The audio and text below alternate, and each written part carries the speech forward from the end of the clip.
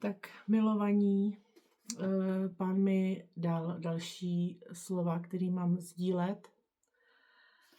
A jelikož církev povstává v moci a síle Ducha Svatého, tak se to někde musí odrazit a ďábel zuří. A jak je psáno, že ďábel obchází a hledá, koho by, tam je, při jednom překladu je sežral, někde pohltil. No, takže církev povstala a já už jsem třeba pochopila, proč se učedníci, proč se církev prvotní, proč se scházeli vlastně denně, protože bylo pronásledování, že křesťané byli zabíjeni, pronásledováni, třeba upalování, kamenování a to, že byli pohromadě, to je posilovalo. Kdyby se scházeli jako my dneska jednou za týden, tak mnozí to asi ani nezvládnou a budou se sami udat, protože přece jenom v tom společenství se lidi podporují navzájem. Apoštol Petr vlastně pozbuzoval učedníky, prostě to, co mu pán řekl, tak jim říkal a tím, že byl silnej v pánu, tak je prostě držel ve víře. Takže je dobrý být spolu co nejvíce, protože když máme společenství třeba jenom v sobotu a pak jdeme že, do svých rodin, do zaměstnání, jsme celý týden ve světě, tak sami všichni víte, jak je to někdy těžký a prostě je to boj, je to duchovní boj. Jak jsme říkali, v listu Efeským je psáno, že v tomhle světě působí v povětří duch, je to duch Antikrista a působí v lidech, v neposlušných lidech, anebo v jiném překladu působí v lidech neposlušnost. Takže my jsme vlastně obklopeni, když nejsme pohromadě jako křesťané, tak jsme obklopeni lidma, v kterých působí duch tohohle světa a používá si je ke svým účelům. Pán Ježíš řekl, že přišel, aby zmařil skutky ďábla. Jako Pán Ježíš a jako Bůh má svoji vůli, tak i ďábel má svůj plán a ten uskutečňuje a jeho plán je prostě zničit, vlastně úplně vymítit evangelium, aby lidi neslyšeli dobrou zvěst a zároveň jde i proti křesťanům vlastně už od doby Pána Ježíše, kdy ho chtěl umlčet, Jana Křtitele chtěl umlčet, prvotní církvi chtěl umlčet a vlastně umlčoval některý služebníky, takže je opravdu lidi zabili. Dneska máme čas milosti, ale ten nemusí trvat věčně, může přijít opravdu doba, kdy bude pronásledování. A v Bibli ve Zjevení je napsáno, že až povstane Antikrist, tak to pronásledování přijde. A v tu chvíli je psáno, že křesťané budou muset osvědčit trpělivost a víru. A teď je doba milosti před příchodem Antikrista, kdy nás Bůh připravuje a kdy budeme muset osvědčit trpělivost a víru. Takže to, co teď prožíváme, to je sranda proti tomu, co přijde. Proto vás vybízím, abyste se posilovali v Pánu, abyste prostě co nejvíc byli pospolu jako křesťani, abyste nedbávali společná shromáždění a opravdu prostě jste chodili tam, kam vás Pán přivedl, do jakého společenství, abyste nezanedbávali ty shromáždění, protože společenství lidí věřících je strašně důležitý, že se posilují navzájem, budujou. Jak je zase někde vlastně i v Efeským je, že prostě církev je jako stavba, jo? Je to boží práce, je to stavba a Bůh chce skrze církev zjevit a ukázat nebeským vládám a mocnostem svou mnohotvarou moudrost. Takže my máme důležitý úkol, že Bůh skrze nás a vlastně působí v nás skutečné chtění a činění podle své vůle, protože on chce duchovním vládám a mocnostem ukázat prostě tu mnohotvarou moudrost, protože boží vůle je, že boží vůle je, že chce, aby všechno na zemi a na zemi na zemi a na nebi bylo spojeno do jednoty v Kristu. Kristus vlastně všechno stvoření bude spojeno v jednotě, v něm. Takže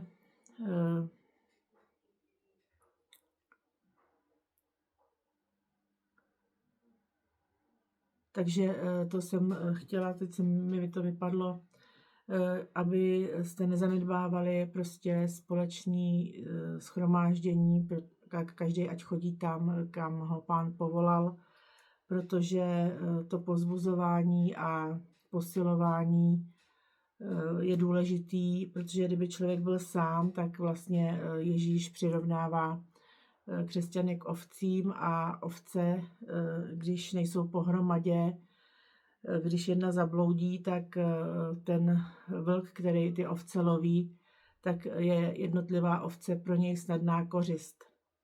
Takže proto věřící mají být pohromadě, aby se pozbuzovali, aby se i chránili před útoky toho zlého. A jak jsem říkala, prostě přichází doba, kdy povstane Antikrist. Byly proroctví, vlastně ten Henry Hinn prorokoval, a já to můžu potvrdit, protože ještě než to prorokoval, tak mi to Pán taky ukázal. Bylo to v roce 2023, asi 2023.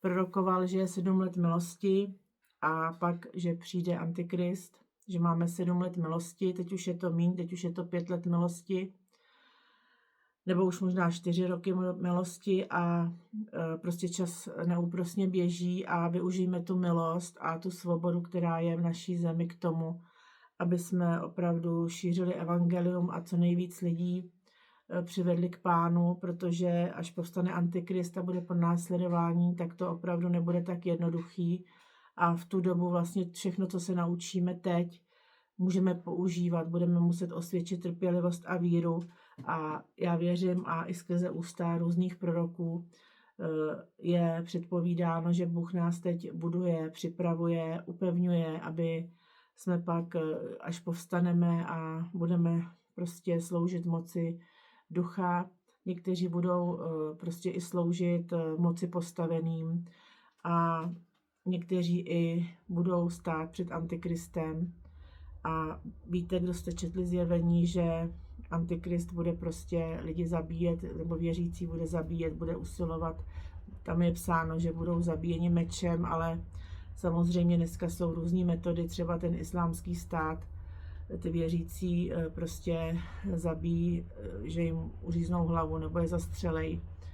No, dneska už je těch metod víc, ale nebojíme se, i kdybychom měli položit za evangelium život, tak, jak řekl apoštol Pavel, že pro něj je zisk to, že by šel k Pánu, protože u Pána je nejlíp, ale psal tehdy, že ví, že je důležitý pro lidi, pro křesťany i pohany, aby byl tady, aby právě zvěstoval to evangelium, který mu Bůh svěřil, takže i pro nás by bylo třeba líp, kdyby jsme byli u Pána, ale Pán nás tady potřebuje na téhle zemi, aby jsme vyřídili evangelium, vyřídili slovo o milosti, kterou dal lidem, abychom vyřídili to, proč zemřel, že přišel, aby lidi vysvobodil, zachránil a spasil. On je ten věčný život, je psáno, Ježíš je ten věčný život a vlastně jenom tím, že přijmeme Ježíše, tak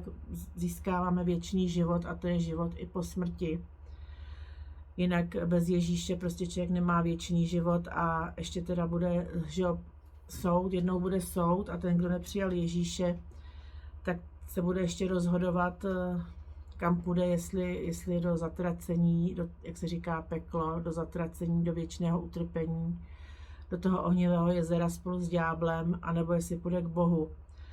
Tohle jsou dvě věci, které jsou vlastně nejdůležitější, protože je psáno třeba v knize Kazatel, že všechno jednou pomine, ale nepomine to, že kam člověk půjde po po smrti, jestli opravdu bude žít ve věčnosti s Kristem v tom Novém Jeruzalémě, anebo jestli bude ve věčnosti s ďáblem v tom ohnivém jezeře. A tohle si někdy neuvědomí ani křesťani, ani pohani, ani lidi ve světě, že vlastně tady na tom světě se rozhoduje o těchto dvou věcech, o věčnosti. A proto my musíme jako správce Boží milosti, jako ti, kterým to Ježíš zjevil, tu pravdu, ty tajemství evangelia, tak my máme povinnost to říct i lidem, aby se mohli rozhodnout vlastně, kde budou trávit věčnost. Já vím, že pro spoustu lidí to je jako pohádka, ale pohádka to prostě není, je to realita a my pod vedením Ducha Svatého a způsobením Boží mocí, kdy Bůh se dotýká lidí, jako když tady Ježíš chodil po zemi, tak si myslím, že ani kdyby nemluvil, tak z něho šla taková moc, že ty lidi byli zasahovaní a přitahovaní.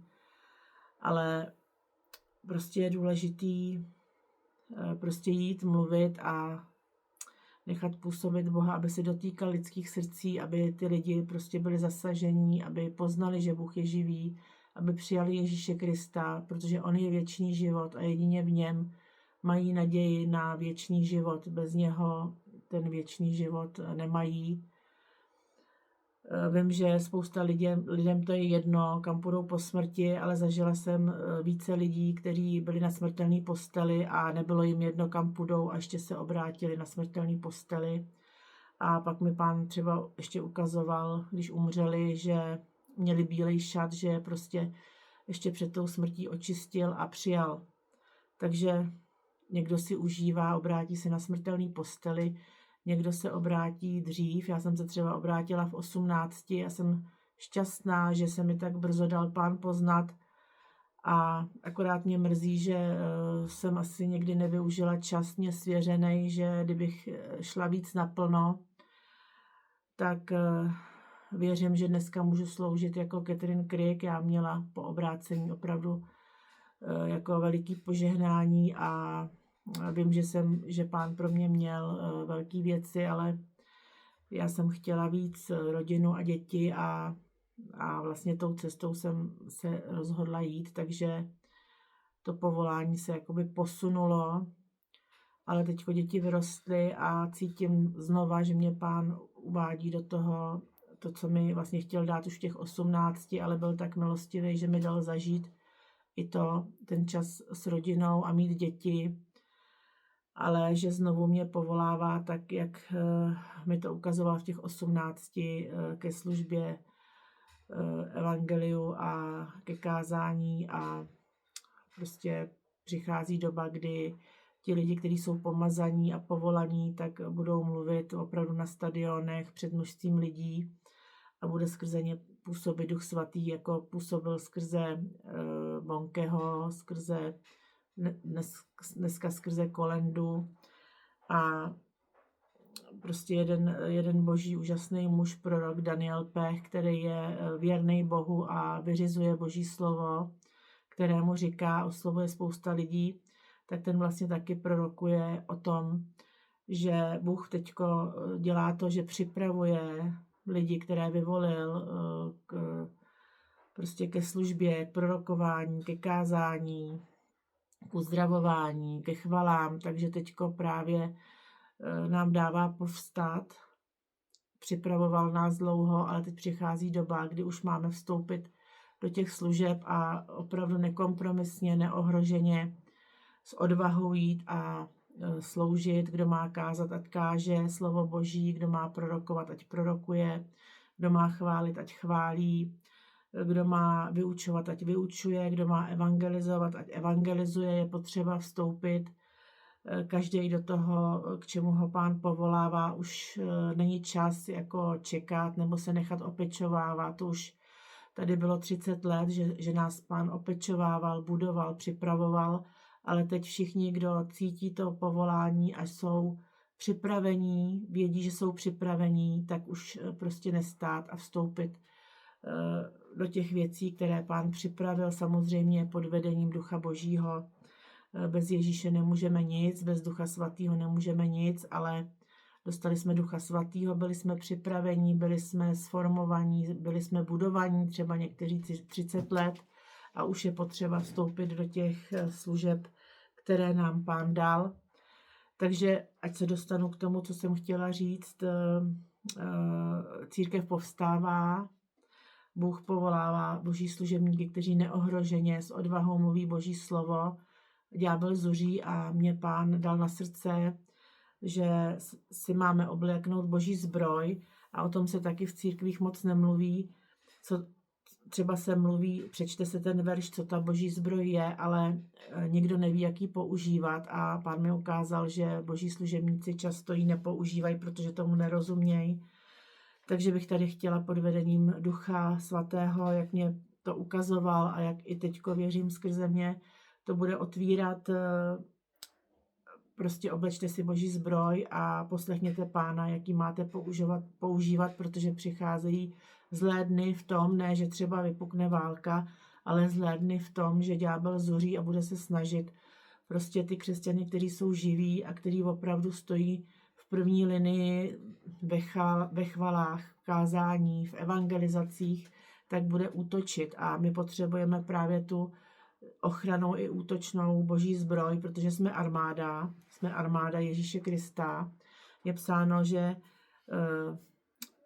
že voják Ježíše Krista se nezaplétá do záležitostí obyčejného života, ale chce obstát před tím, kdo mu velí. A my jsme vojáci Ježíše Krista a proto nás Pán teďko chce ještě poučit a vyzbrojit, aby jsme nešli bez té boží zbroje, protože bychom mohli být zranění, zasažení, prostě když budeme nechránění, tak se může stát, že ďábel někoho může zasáhnout, zranit a vlastně ho tak vyřadit z toho boje. A to by se nemělo stát, proto buďme připravení. Takže je to Efeským 6. kapitola 10. verš. Oblečte boží zbroj. Posilněte se v Pánu a v jeho nesmírné moci. Oblečte si celou boží zbroj, abyste se mohli postavit ďáblovým úkladům. Náš zápas totiž není proti krvi a tělu, ale proti vládám, mocnostem a světovládcům přítomné temnoty, proti duchovním silám zla v nebeských sférách. Vezměte si celou boží zbroj, abyste se ve zlý den mohli odolat, všechno splnit a zůstat stát. Stůjte přepásáni na bedrech pravdou, oblečeni pancířem spravedlnosti a obuti připraveností kázat evangelium pokoje. Nad to vždy třímejte štít víry, jímž budete moci uhasit všechny ohnivé šípy toho zlého. Vezměte si také přílbu spasení a meč ducha, jímž je boží slovo. Za všech okolností se modlete v duchu svatém, za všech okolností, proto vždy vytrvale bděte a v každé své modlitbě a prosbě se modlete za všechny svaté.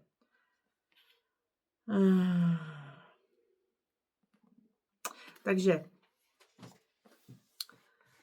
máme se posilnit v Pánu a jeho nesmírné moci. Někde v Efeským na začátku kapitoly je, že Pán k nám působí svojí mocí, k nám věřícím, že ta jeho moc je tak veliká, že může učinit neskonale víc, než zač prosíme a co si dovedeme představit. Takže neomezujme působení té Pánové moci, neuhašujme Ducha Svatého a posilněme se v Pánu a v jeho nesmírné moci. Takže když se shromažďujeme, chválíme Pána a uvolňuje se boží moc a ta nás vlastně posilňuje. Boží moc nás posilňuje, naplňuje. Asi jste každý zažil, když při chvalách prostě se uvolňuje boží moc, tak prostě jste naplněný tak, že byste skály lámali. Já to teda tak prožívám, když přijde boží moc, boží přítomnost, moc Ducha Svatého, tak někdy se člověk cítí, že by fakt zvládnul úplně všechno. Horší je to, když pak ta moc vyprchá, tak jako byl Eliáš vlastně vyhrál nad tou Jezábelou, že jo.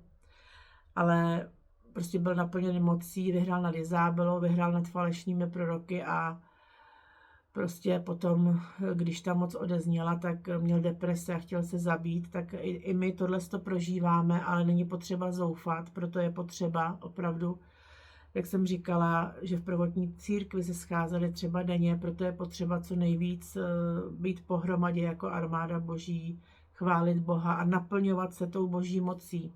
Nebo i doma, když není možnost teda být ve sboru, tak chválit Pána, modlit se v jazycích a naplňovat se tou boží mocí, protože bez té boží moci a bez naplnění Ducha Svatého jsme jako, skoro jako obyčejní lidi a jsme snadno zranitelní a ještě k tomu bez té boží zbroje, takže proto nás Pán teď povolává a opravdu mě nutí, abych to řekla, ukazuje mi to, dává mi to na srdce, že se musíme posilňovat v Pánu a v jeho nesmírné moci a vzít tu boží zbroj, takže posilňujme se pravidelně v té boží moci, oblečme si celou boží zbroj, aby jsme mohli odolat ďáblovým úkladům. Ano, ďábel zuří a samozřejmě je zaměřený hlavně teda na boží služebníky, kteří jsou živí, kteří slouží evangelium, kteří se modlí, kteří milují Pána, takže proto spousta lidí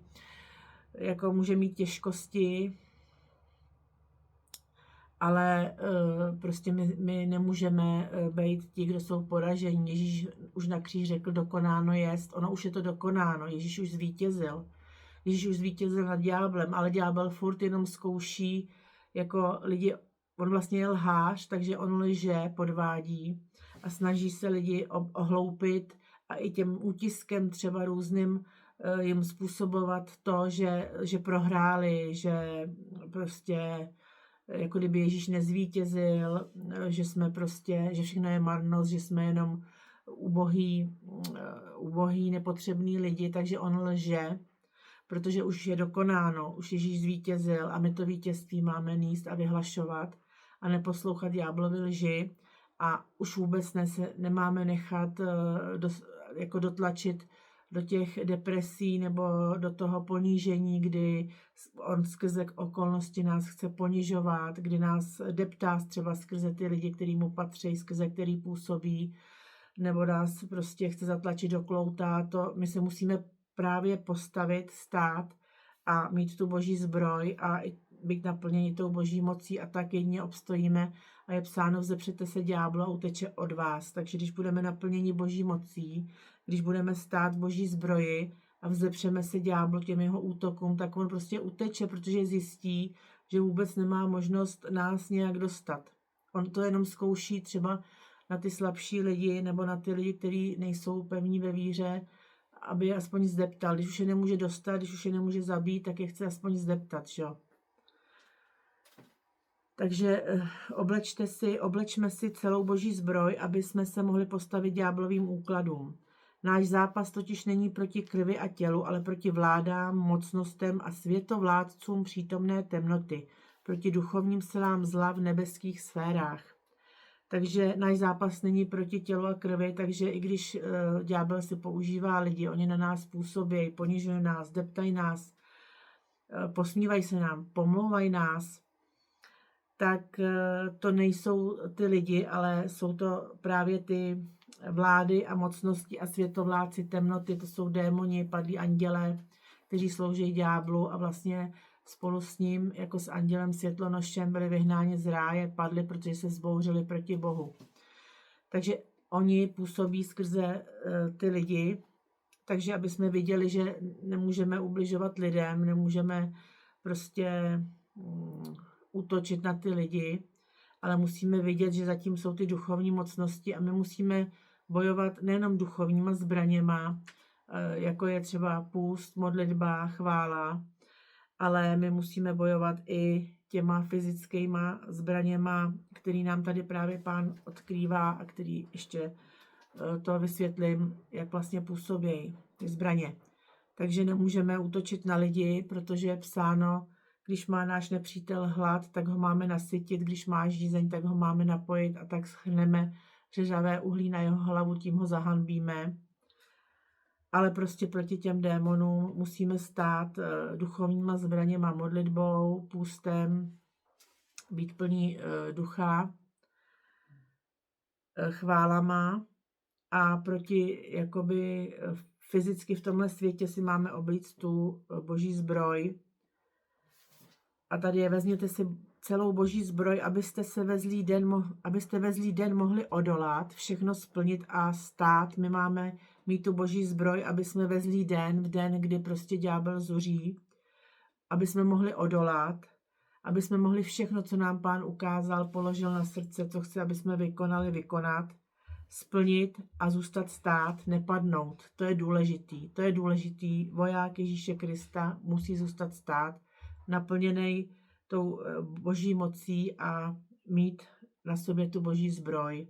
Protože k čemu je padlej voják, když ďábel někoho skolí, když ho stáhne do hříchu nebo ho stáhne do něčeho, že se nemůže zvednout. Jako zasažený voják je k ničemu, že jo, a tak musíme právě být vyzbrojení a stát pevně, jak je to tady psáno, jak apoštol Pavel to z popudu ducha napsal a vlastně celý 2000 let si to lidi čtou a můžou se tím pozbudit.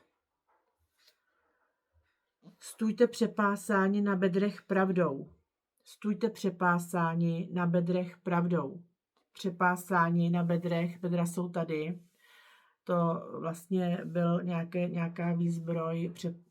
Ty vojáci třeba ve středověku měli, že jo, přepásání bedra něčím. A my máme bedra mít přepásána pravdou. Pravda je Ježíš, pravda je evangelium, ale pravda je i jako pravda, jakože mluvíme pravdu. My jako křesťani nemusíme lhát, mluvíme pravdu. A vidíte, boží zbraní je pravda a satanovou zbraní je lež, protiklad. Jo? Takže ďábel bojuje lží, že lidi svádí na cestí do hříchu lží, od Boha je odtahuje lží. Adama s Evou vlastně odtáhnul polopravdou, ale jako polopravda je horší než lež, taky to bylo jako, byla to jakoby polopravda, ale s tím úmyslem je prostě stáhnout. Ale je psáno, že ďábel je otec lži a že neumí nic jiného než lhát, takže ďáblova zbraň je lež a boží zbraň je pravda.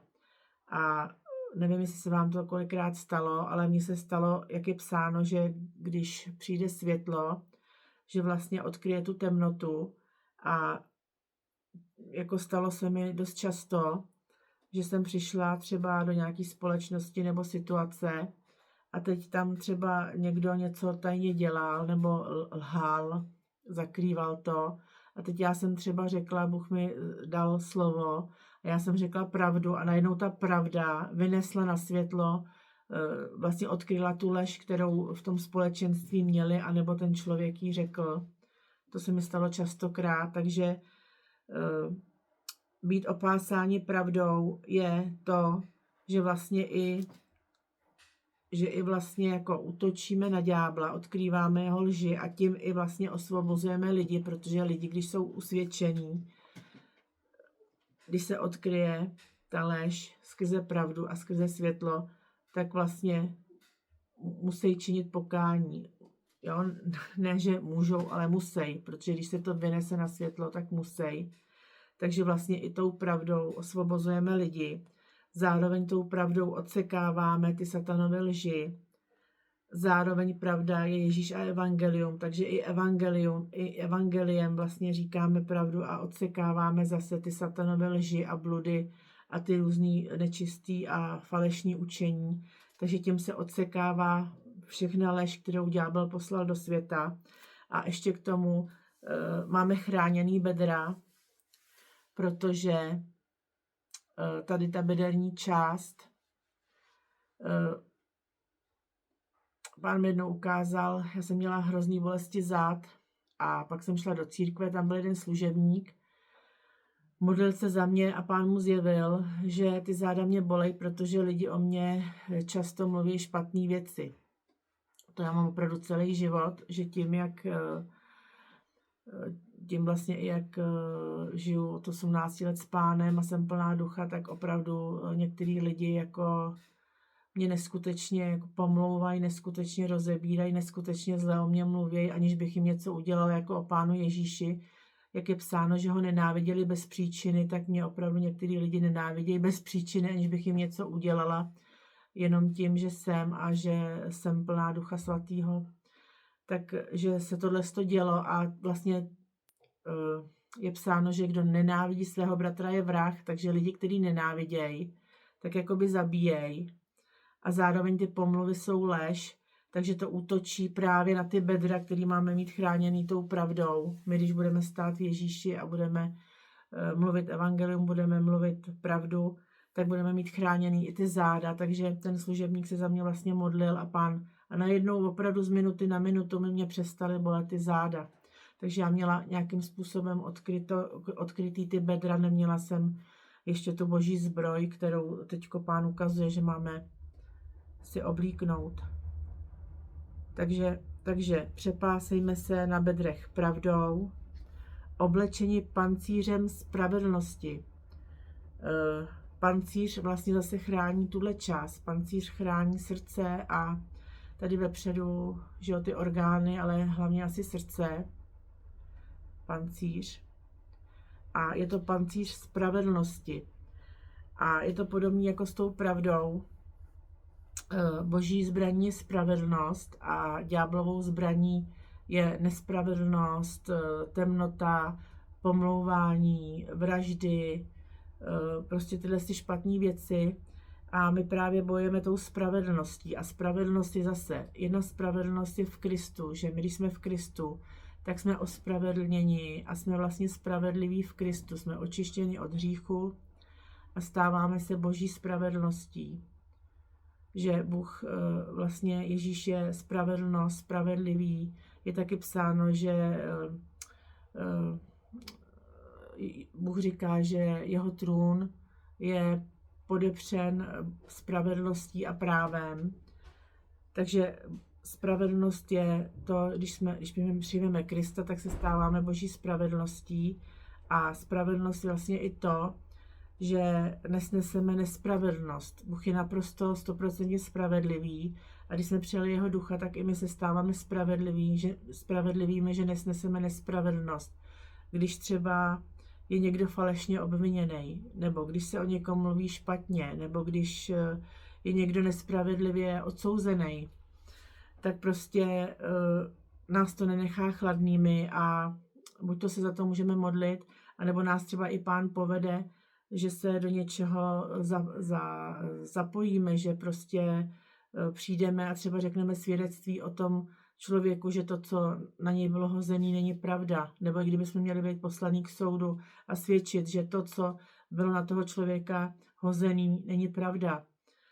Mně se třeba stalo taková věc, mě Pán vedl, všichni znáte Jiřího Kajínka, že byl vlastně nespravedlivě odsouzen, byla to kauza před, já nevím, 30 lety nebo kolika.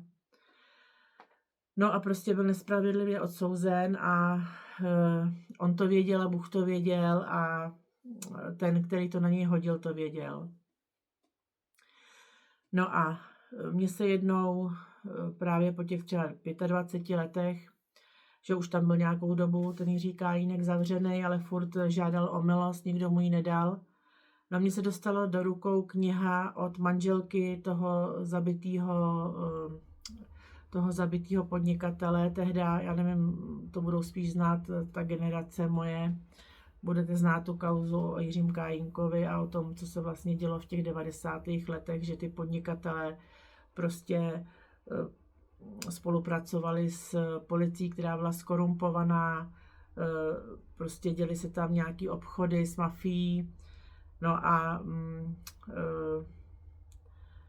prostě toho podnikatele Jandu někdo zabil, no a oni to hodili na Kajínka, že jo. Nebyl to Kajínek, ale jim se to hodilo do krámu, protože Kajínek tehdy byl kasář, byl zloděj, no takže ho to na něho to hodili. No a teď si představte, jak je Pán spravedlivý a právě si nás lidi může použít k tomu, aby ten člověk, který byl nespravedlivě odsouzený, aby byl třeba propuštěný. Nejenom, že Bůh dává milost světu tím, že Ježíš za nás zemřel, že nás ospravedlnil, že nám taky vlastně dal milost, jo, ale i působí v tomhle světě Pán jako spravedlivý soudce. Jednou bude i soudit spravedlivě lidi, svět, spravedlivě. Proto je to ta spravedlnost. No a tak se mě Pán použil, že se mi dostala do rukou ta kniha, kdy ta manželka toho zabitého Jandy, toho podnikatele z těch 90. let psala. Ona dostala prostě taky tu odvahu, věřím, že od Boha, protože taky by ji mohli třeba umlčet, zabít, protože to udělal policista. No a jako obdivuju tu odvahu, ale musel, já nevím, jestli je věřící, ale musel v ní působit duch Boží, protože normální člověk by to neudělal. Takže vydala knihu vyznání toho, že Kajínek je nevinný a že vlastně ten policajt, s kterým ten Janda kamarádil,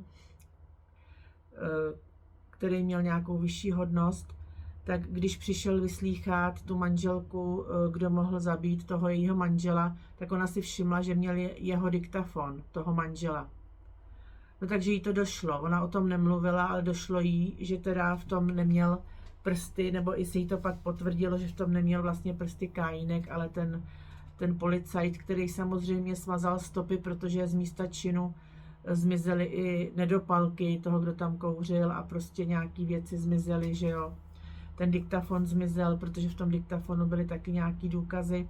Takže ona vydala knihu o tom, že Kajínek je nevinný a že to udělal ten policajt, nejmenovala ho. No a teď já, když jsem tu knihu přečetla, tak Duch Svatý ve mně působil právě touhle spravedlností a ukázal mi, že to je pravda, že ten Kajínek je nevinný a že opravdu to, co napsala ta žena, je pravda. No a vypůsobil ve mně, abych se modlila. No tak já jsem se modlila a říkám, Pane Bože, jestli ten Kajínek je nevinný, tak ať ho prostě propustěj, dej mu milost, ať ho propustěj, ať může žít na svobodě. No, co se nestalo?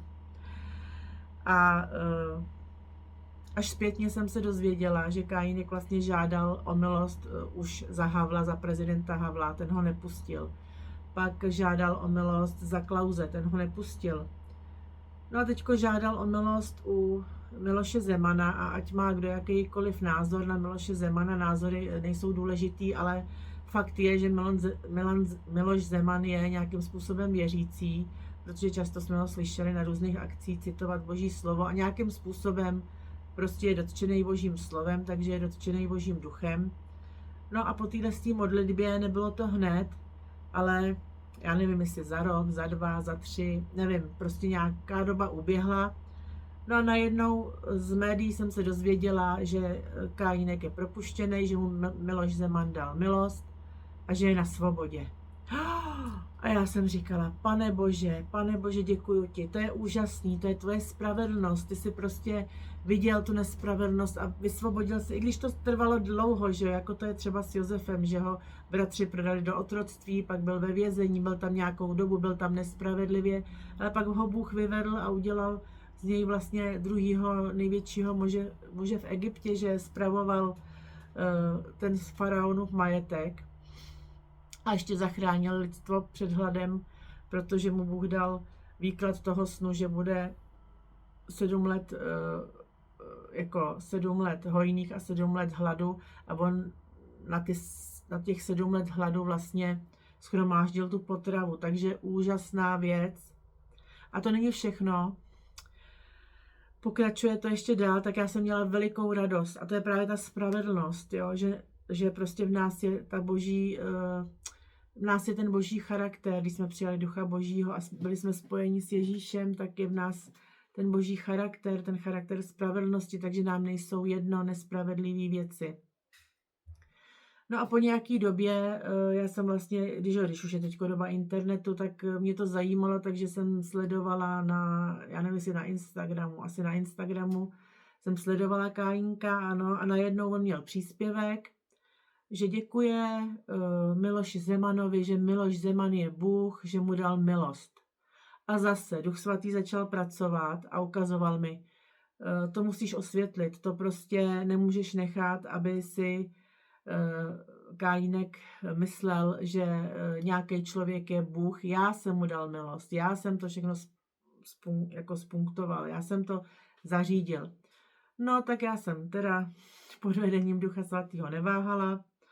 Napsala jsem Jiřímu Kálínkovi na Instagram a napsala jsem mu, že je úžasný, že Miloš Zeman mu dal milost, ale že to nebyl Miloš Zeman, kdo byl iniciátorem toho, že mu byla dána milost, ale že to byl Bůh. A teď jsem mu napsala, jak jsem četla tu knihu od té manželky toho Jandy a jak mi Bůh ukázal, ať se za něj modlím, ať se modlím, aby dostal milost. No a že věřím, že tím, že Miloš Zeman je taky nějakým způsobem věřící muž, protože čte Bibli, cituje ji, třeba se i soukromí modlí, to nevíme, jako nějakým způsobem je věřící, takže si ho Bůh použil, protože byl pro Boha otevřený. Takže ten, kdo mu dal milost, je Bůh.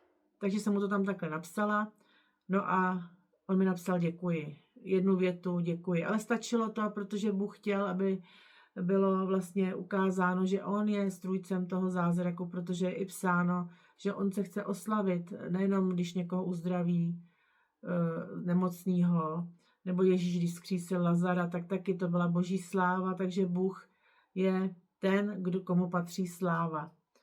No a pak jsem ještě byla tak jako vedená, že jsem napsala panu Kálínkovi, aby četl Bibli, že Bible je vlastně jako živý boží slovo a že v tom slově je život a že v tom slově božím může najít i otázky na svůj život a že by měl teda i poděkovat Bohu, že mu dal tu milost.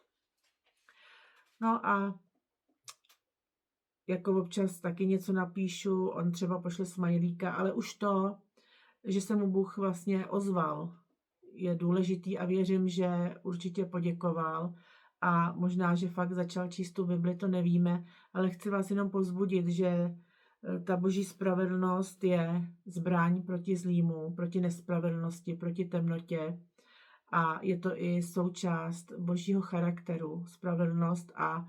Spravedlnost a právo jsou pilíře božího trůnu, je psáno, takže Bůh je celý obalený spravedlností a my, když jsme přijali Ducha Božího, tak vlastně jsme spravedliví. Nejenom, že jsme spravedliví v Kristu, se stáváme spravedlivými, ale máme i ten boží charakter té spravedlnosti, takže vás chci povzbudit, že to je druhá vlastně zbraň, tak ji používejte. Když uvidíte nějakou nespravedlnost, teďko třeba byla kauza s tou Zikou, jaký vlastně ty youtubeři pomlouvají, ještě do toho zatáhli vlastně tu církev, kam ona chodí. A zase mi to Pán položil na srdce, to se nemůže nechat jen tak, jako třeba, když byl Goliáš, když David zabil Goliáše, tak vemte si, že Goliáš se posmíval a tupil a haněl izraelský vojsko a všichni se báli a nikdo nic neudělal. Ale David, jelikož byl naplněný Duchem Božím, tak mu to nebylo jedno, Bůh si ho vlastně použil a on povstal, i když povstal takovým způsobem, že mu nesedla ta zbroj, takže ji neměl a šel jako pasáček jenom s prakem. No ale Bůh si ho použil, že umlčel toho Goliáše, který vlastně pošpiňoval, posmíval se tomu židovskému lidu, který mu Hospodin byl Bohem a ještě se vlastně posmíval i Bohu. Myslím, že tam říkal, kdo je váš Bůh, že tohle a posmíval se. No a Bůh ho umlčel, prostě Bůh si použil Davida. Takže to je to ono. Prostě i taková nespravedlnost, když prostě i ty youtubeři, když pomlouvají tu naši milovanou Ziku, já ji mám strašně ráda, ona je boží andílek, na Bohu to není jedno a taky mi to položil na srdce, že není možný nechat prostě ďábla, aby takhle pošpiňoval boží lid, jako to bylo vlastně i v době toho Davida a Goliáše, ten příběh. Takže Bůh povstane, použije si někoho, kdo povstane a umlčí i ty youtubery. Teď se mi líbilo třeba ta Veronika alias divoká tvorkyně. Bůh si ji použil, že ty otázky, které jeden ten youtuber měl, tak normálně nahrála video a tak moudře a rozumně mu odpovídala na ty otázky. To byla ještě taková boží milost, ale pokud on bude dál prostě hanět křesťany, no tak přijde trošku tvrdší level. Bůh si použije člověka, který už nebude třeba tak mírný a už bude mít ráznější slovo. Jo, nebo může přijít i nějaký zásah, jako to bylo u toho Goliáše, když takhle špinil boží armádu a boží jméno.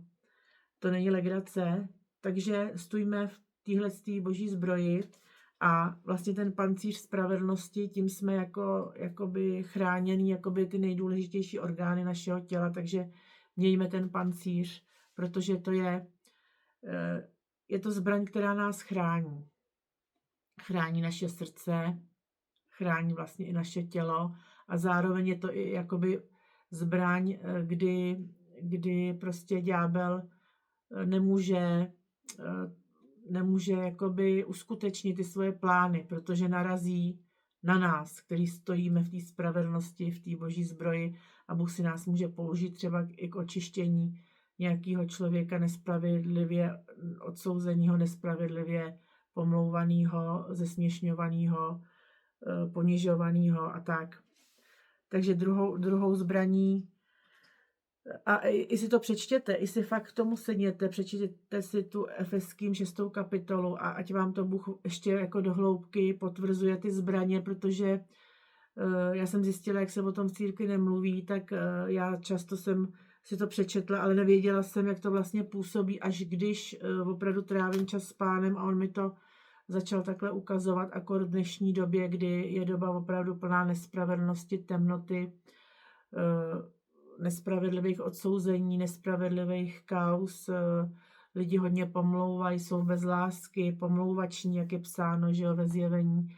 Takže je to prostě důležitý mít tu boží zbroj. Já myslím, že v každé době, ale teď v té době před příchodem Antikrista a v době, kdy Antikrist přijde, protože je napsáno, teď nevím, jestli v Timoteovi, že vlastně ještě než Ježíš přijde na tuhle zem, tak musí povstat si nepravosti ten Antikrist, že jo?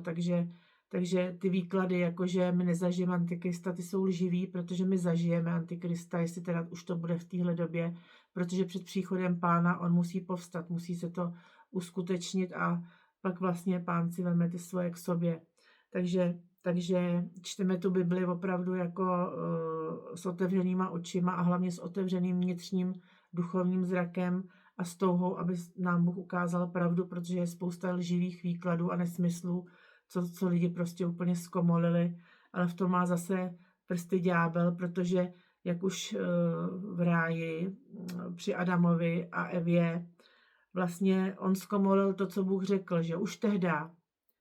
A ďábel moc dobře zná Boží slovo, protože ho citoval Ježíši na poušti, aby ho právě svedl do hříchu, aby ho právě svedl, aby pokoušel Boha, ale Ježíš prostě v moudrosti Boží, protože on byl plný Ducha Svatého, mu odpovídal a odpovídal mu, to je zase, slovo je meč ducha, to je zase útočná zbraň, takže útočil a odsekával ty lži toho zlýho, až od něj ten zlej odešel. Takže to ještě k tomu se dostaneme, k té útoční zbrani.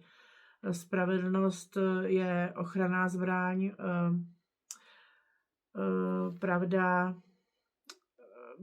opásání na bedrech pravdou, to je taky jakoby ochranná zbraň, spravedlnost je ochranná zbraň a obuti připraveností kázat evangelium pokoje, takže my máme mít boty, nemáme chodit bosy, protože když by voják měl odkrytý nohy, tak taky může si je zničit a pak by nemohl chodit, tak čemu by byl nechodící voják, ležící voják je jako mrtvej voják.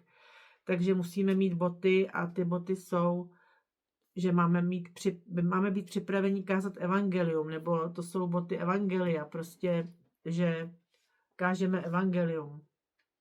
Máme boty, chodíme, sloužíme, stojíme.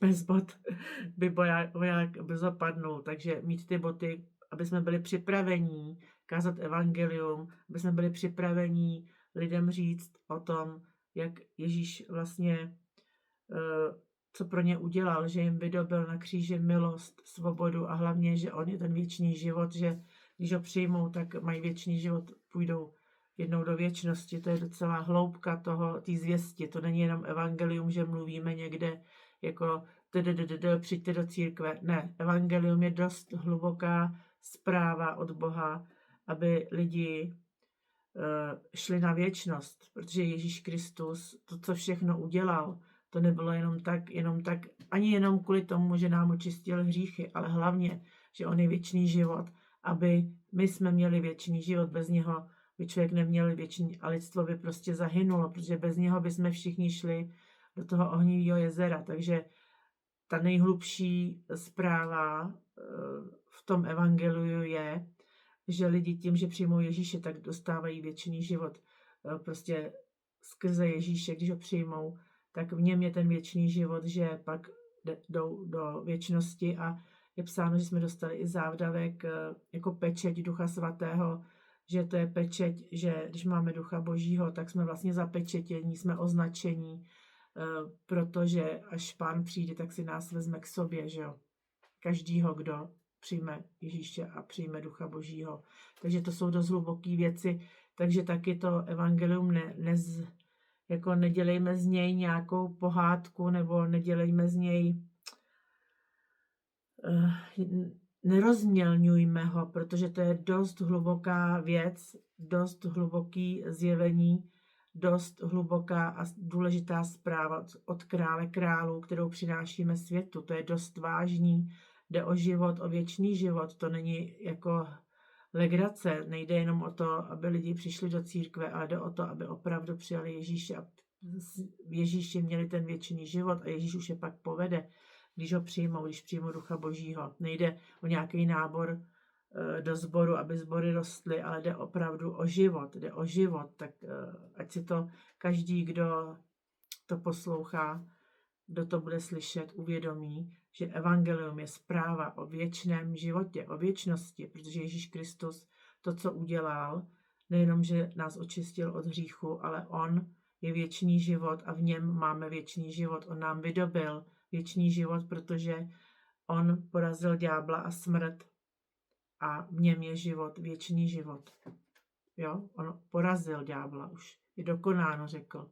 Porazil i smrt, ale naše tělo je jako tělo člověka, když zhřešil Adama s Evou, podlehlo porušení, jak je psáno, takže to tělo musí jít do prachu země, ale náš duch jde k Bohu. A když máme Ježíše Krista a Ducha Svatého, když jsme přijali Ježíše Krista do srdce a Ducha Svatého do srdce, tak vlastně jsme zapečetění, že jednou až Ježíš přijde, tak máme vstup do toho Božího království a půjdeme do toho nového Jeruzaléma, kde Ježíš bude světlem. Takže je to dost vážná věc. Evangelium je důležitá, vážná zpráva od krále králů a my neseme vlastně jeho pečeť. A on zapečeťuje i ty lidi, kteří přijmou Ducha Božího, taky zapečeťuje pro to, aby byli přijatí Duchem Svatým. Jsme jakoby označení jako Židi, když měli tu krev udělat na ty veřeje a byli označení, aby je ten anděl smrti nezabil, tak my jsme zase označení pečetí krále, aby nás ďábel nemohl prostě zničit, protože jsme označení pečetí a on bez božího dopuštění se nás nemůže ani dotknout. Je psáno, že kdo se narodil z Boha nehřeší a ďábel se ho ani nedotkne. To je taky, to bude příště, to je taky dost silný slovo, protože mnozí padáme, ale to jsou všechno lži ďábla, protože kdo se narodil opravdu skutečně z Boha, kdo se skutečně obrátil, znovu zrodil, přijal Ježíše do svého srdce, přijal Ducha Svatého, narodil se vlastně do Božího království, do Boží přítomnosti, tak nehřeší, tak by neměl hřešit. Samozřejmě procházíme nějakým čištěním. To tělo prostě, apoštol Pavel, to je zase v Římanům asi 7. kapitole je o tom, že vlastně člověk dělá to, co nechce, ale že svou myslí slouží zákonu Božímu, ale svým tělem zákonu hříchu, že vlastně to tělo, jak je porušený, tak je náchylný k hříchu, ale proto je psáno, buďte naplněni duchem a nepodlehnete k tomu, čemu vás táhne vaše přirozenost, že naše přirozenost, naše tělo podléhá porušenosti, tím pádem je náchylný k hříchu, ale když budeme plní ducha, tak to tělo je jako vozejček, který ten duch táhne a vlastně člověk nepodlehne té přirozenosti, když je plný Ducha Svatého. To můžeme probrat zase příště. Takže ještě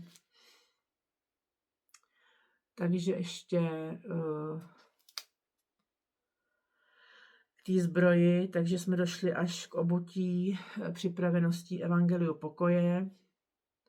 A nad to vždy třímejte štít víry, jímž budete moci uhasit všechny ohnivé šípy toho zlého. Takže štít víry, štít, to jste asi všichni viděli, já nevím, jestli to je ze středověku nebo z jaký doby ty štíty, to je takový, štít je takový jako kolečko ochranný, který vlastně používali ty vojáci proti šípům, když nepřátelé posílali ty šípy z těch zbraní, tak vlastně ty štíty, nebo oni to byly ještě velký štíty, že jo, to jsou malý štíty a pak byl to velký štít, že když se střílelo z toho hradu, tak vlastně ty štíty narážely, teda ty šípy narážely na ten štít, takže nezasáhly do srdce ani do těla toho člověka. Takže štít víry, takže máme mít víru. A víra je to, že věříme tomu, co vlastně není vidět. Věříme tomu, že Bůh Ježíše Krista vzkřísil z mrtvých. To je vlastně, když člověk přijímá Pána, tak je psáno, že člověk má v srdci uvěřit, že ho Bůh vzkřísil z mrtvých a ústy vyznat. Takže vírou se otevíráme tomu, že věříme té zvěsti, že Bůh Ježíše vzkřísil z mrtvých. Víra je to, co není vidět, že očekáváme to, co není vidět. A spousta věcí v Bibli, spousta zaslíbení, to jsou věci, které nejsou vidět, ale stávají se tělem a fungují vlastně, když my je přijímáme vírou. A taky Ježíš někde řekl, že nemohl učinit spoustu zázraků kvůli tomu, že lidi nevěřili. Je napsáno, že kvůli tomu, že ty lidi nevěřili, že může udělat ty zázraky, nebo nevěřili v zázraky, nevěřili v Boží moc, tak on nemohl spoustu zázraků udělat. Takže jakoby ta nevíra, nedůvěra blokuje tu Boží moc a to Boží působení.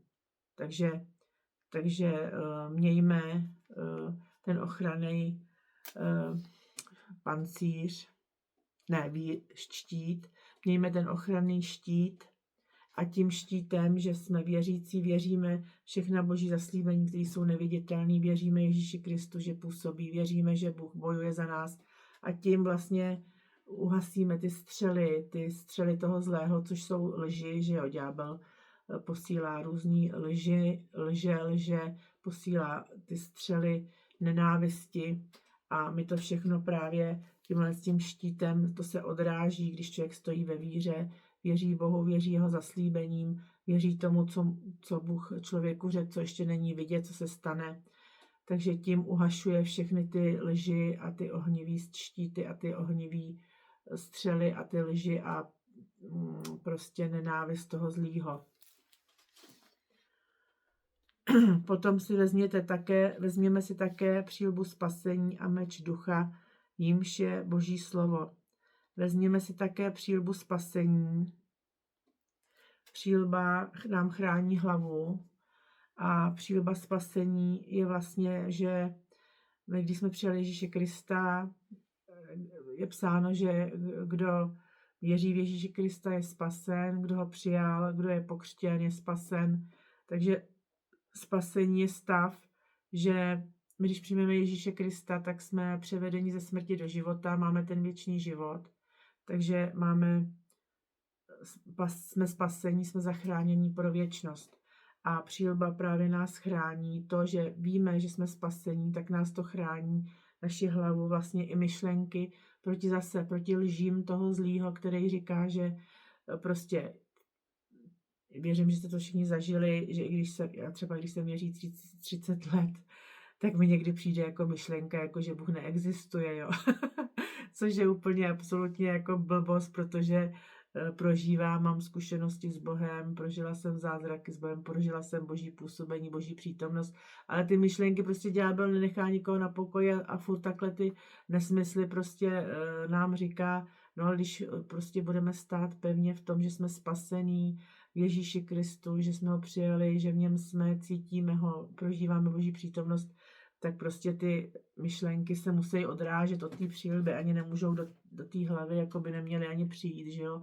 A když už přijdou, tak zase prostě tak je vůbec nepřijímáme, protože jsme pod tou přílbou spasení. Protože spasením jsme zachránění. Spasení je zachránění pro věčnost.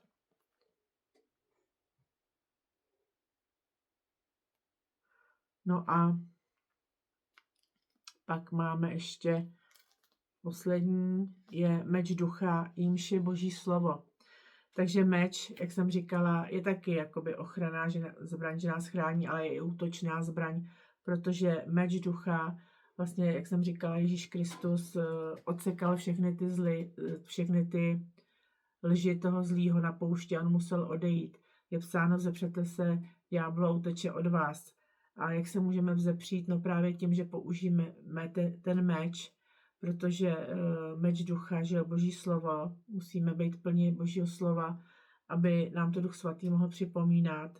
Jak už jsem říkala v minulém videu, že já jak čtu tu Bibli 30 let, vlastně tak se do mě to slovo dostalo, že prostě Duch Svatý mi ho třeba připomene. Já nemůžu ho najít zrovna hned v Bibli, vím, že tam je, Duch Svatý se ho použije a vlastně odsekne tu lež nebo odsekne nějaký ty nánosy těch lží, těch polopravd, těch nepravd, těch falešných učení, že vlastně to člověk, když je plný slova, tak to může použít hned a vlastně odsekne ďáblu ty lži a on, když vidí, že už že nemůže jako lhát, že toho člověka nedostane, nebo když i bojujeme za druhý, no tak uteče, že jo. Když vidí, že jsme se vzepřeli, tak uteče, což je úžasný. No, takže používejme meč ducha, jako nenechávejme Bibli někde v poličce nebo v tašce nebo zavřenou, ale fakt, jako syťme se tím Božím slovem. Ti, kdo jste věřící 30 a více let, tak už jste taky plní slova, protože ho čtete 30 let. Ty, kdo jste věřící třeba 2 roky, tak fakt čtěte tu Bibli, ani ne třeba z toho telefonu, tam se to tak blbě jako čte, ale fakt si kupte Bibli takhle normální s listama, protože můžete listovat a Bůh kolikrát ke mně promluví. Když jenom třeba listuju, říkám si, co přečtu a najednou mi padnou oči na nějaký slovo, který je zrovna aktuální a důležitý, takže fakt si zamilujte Boží slovo, protože Boží slovo je nejenom, je psáno, že Ježíš je to slovo, ale Boží slovo je i jakoby chléb života, dává nám život, oživuje nás, naplňuje nás a je to i Boží moudrost a je to poklad, prostě Boží slovo je poklad a je to vlastně i ten meč, který potřebujeme, takže vlastně jsme se dostali, jak ty zbraně máme používat a pak je i psáno, proto vždy vytrvale bděte a v každé své modlitbě a prosbě se modlete za všechny svaté. A za všech okolností se modlete v duchu, za všech okolností.